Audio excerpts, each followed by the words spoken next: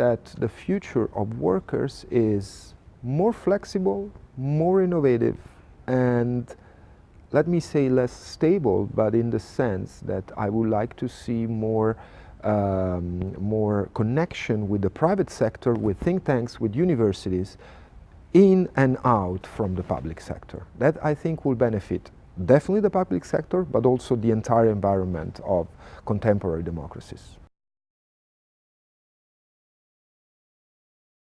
Gamification is basically the use of incentives from public institutions to push, the right word is nudge, to nudge citizens towards an optimal behavior. And the effect of the gamification is to use playful design.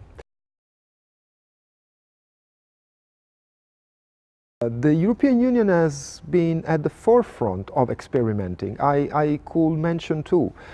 We have close to where in the same unit where I work, in the same structure, the Foresight unit. The Foresight unit has the role of thinking about what could be the EU and what should be done, and they have been experimenting a lot with the use of playful design to engage stakeholders and to think about future scenarios about the EU. That's one example.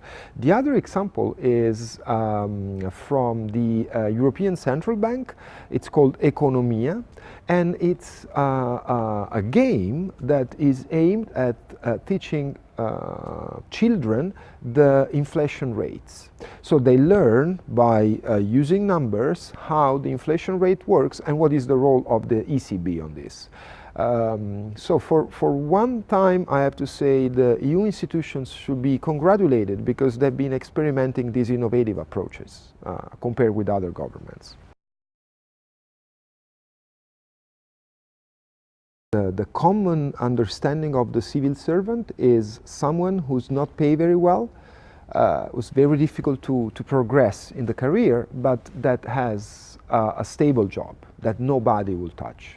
And recent governments have tried to change that, have tried to, on the one hand, push the public sector to innovate also in approaching the workers, and on the other hand, it has tried to make the stability of the public working less stable. So how do I see it? I think that the future of workers is more flexible, more innovative, and let me say less stable, but in the sense that I would like to see more connection with the private sector, with think tanks, with universities, in and out from the public sector. That I think will benefit definitely the public sector, but also the entire environment of contemporary democracies.